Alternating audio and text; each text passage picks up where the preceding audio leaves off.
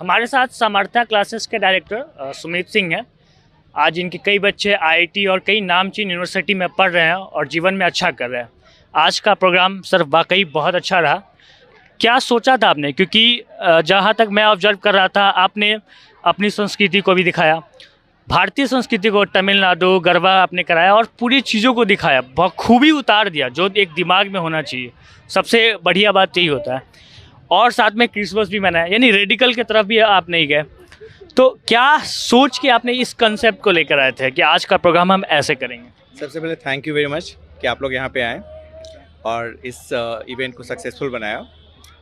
ऐसा कोई सोच नहीं था, किसी पर्टिकुलर सोच से हम लोग नहीं कर रहे थे। वी ऑलवेज बिलीव कि सबको साथ लेके चलना है। जैसे आपने देखा एक हमने फादर्स एक्ट किया था, नॉर्मली लोग मदर्स एक्ट करते हैं, हमने फादर्स एक्ट किया था क्योंकि हर पर्सन को, हर रिलीजन को, हर सेगमेंट को ड्यू उनका मिलना चाहिए। तो इसी बिलीव में हम लोग रहते हैं कि सब लोग इक्वल हैं और हमें सबको इन्वॉल्व करना है। हमने जो सोशल इश्यूज़ हैं उन सारे इश्यूज़ को ही मेन पॉइंट रखा था, प्लस हमारे कल्चर को भी इसमें समाहित किया था। जैसे भगवद गीता का भी एक्ट था, आपने देखा कि इनक्रेडिबल इंडिया में हमने डिफरेंट डांस फॉर्म्स को इंक्लूड किया था। ऑफ कोर्स क्रिसमस के ईव है, क्रिसमस को भी बच्चों ने काफ़ी अच्छे से इंजॉय करके सेलिब्रेट किया था। प्लस फादर एक्ट हो गया, तो सारे एक्ट में यही था। प्लस आपने चाइल्ड लेबर को भी देखा कि चाइल्ड लेबर पे भी काफ़ी बच्चों ने बहुत अच्छा प्रिपेयर किया था। तो जो डे टू डे इश्यूज़ हैं उनको लेते हुए, ताकि जब हम लोग एक सोशल इवेंट कर रहे हैं तो एटलीस्ट सोसाइटी के प्रति लोगों को जागरूक करना भी हमारी जिम्मेदारी होनी चाहिए।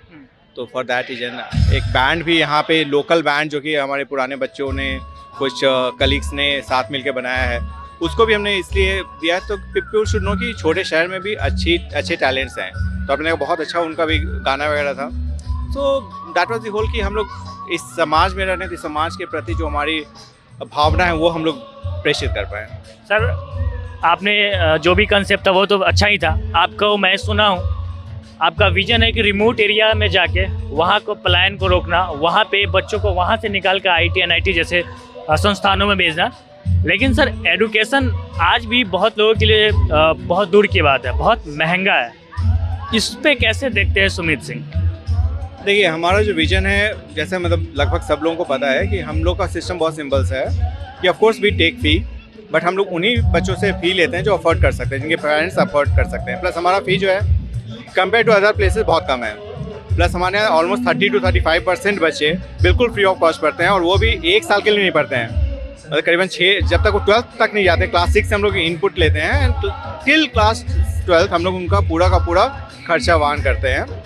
प्लस अभी से हम लोग क्लास 1 से वो सिस्टम में स्टार्ट करें नेक्स्ट ईयर से, ताकि क्लास 1 से लेकर क्लास 12 तक का उनका पूरा एजुकेशन हम लोग उठाएं। एंड ऑफ कोर्स उसके लिए कोई पैड भी नहीं चलता हमारे यहाँ। एक ही चीज़ उसमें काम आता है कि इकोनॉमिकली वीकर सेक्शन के हों, कम्प्लीटली इकोनॉमिकल वीकर सेक्शन के हों और टैलेंटेड हो, जिनकी इच्छा हो कि हम कुछ करना चाहते हैं, तो ऐसे बच्चों के लिए हम लोग बिल्कुल फ्री ऑफ कॉस्ट पढ़ाते हैं। आप सर एडुकेशन की दुनिया में एक अच्छा नाम है और आपके कई कीर्तिमान आपने रचे हैं, लेकिन कई बार भारतीय एडुकेशन को लेकर बहुत सवाल उठता है कि जो हमारा 7, 8, 9, 10 का जो सिलेबस है वो उस अकॉर्डिंग नहीं है जिस अकॉर्डिंग होना चाहिए था। वो बहुत पुराना है, अपडेटेड नहीं हुआ है। इस पर आपके क्या विचार हैं? देखिए, सिस्टम पे तो मैं ज़्यादा क्वेश्चन नहीं करूँगा। हमने अपना एक अलग वे बनाया है सो दैट कि हम लोग जब पढ़ाते हैं क्लासेस में तो हम लोग सब सारे टॉपिक्स को इंक्लूड कर लेते हैं, सो दैट कि we do not just go by syllabus.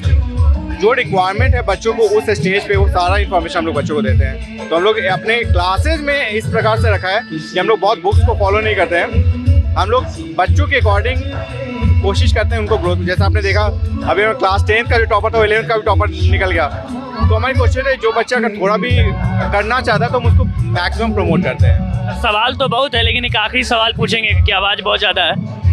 Sir कई बार क्या होता है कि ऐसे भी पेरेंट्स देखते हैं कि सामर्थ्य क्लासेस केवल इंजीनियरिंग और मेडिकल के लिए पढ़ाता है और उनके बच्चे को कुछ और बनाना, आईएएस बनाना है या किसी और फील्ड में बेचना है। और ऐसे इंस्टीट्यूशन जो इंजीनियरिंग और मेडिकल बेस्ड होते हैं उनका प्रायर फोकस होता है कि बच्चों को आईआईटी या मेडिकल निकालना है। तो कहीं अगर दूसरे पर्दे से आप देखेंगे इसको तो आपको लगेगा कि हाँ, जो और फील्ड में बेहतर कर सकता था उससे कहीं ना कहीं उसका वहाँ पे जाके विकास रुक जाएगा। तो ऐसे लोगों को संदेह है कि सामर्थ्य जो है किसी पार्टिकुलर क्षेत्र पे ही, चाहे वो जूनियर बच्चा हो, शुरू से ही वहीं पे मेहनत कर रहा है। क्या सामर्थ्य में पढ़ के भी लोग आईएएस और कई ऐसे फील्ड है जहाँ पे इंजीनियरिंग और मेडिकल को छोड़ दे वहाँ पे अपना नामचीन बना सकते हैं? देखिए ऑफ कोर्स हमारा एम ही है क्लास 10 तक की पढ़ाई में हम लोग जितने भी सोशल स्टडीज़ या फिर डे टू डे लाइफ में इश्यूज आ रहे हैं जो करेंट अफेयर्स के हैं वो हम लोग क्लास में इंक्लूड कर देते हैं। प्लस हमारे पास काफ़ी अच्छे लोग हैं जो रेगुलर बेसिस पे मंथ में 1-2 लेक्चर्स अलग अलग डिफरेंट टॉपिक्स पे लेते हैं। For example my own brother colonel Abhishek whenever he comes he try to take some lectures on recent topics like informed civil code and other our president's election and also we try to include those topics in our curriculum only. Plus हमने reasoning को भी डाल रखा है curriculum में, तो ये एक थोड़ा सा यूनिक है कि हमने रीजनिंग को एक पार्ट ऑफ करिकुलम बना रखा है। Thank you sir, thank you very much. ऐसा ही आप काम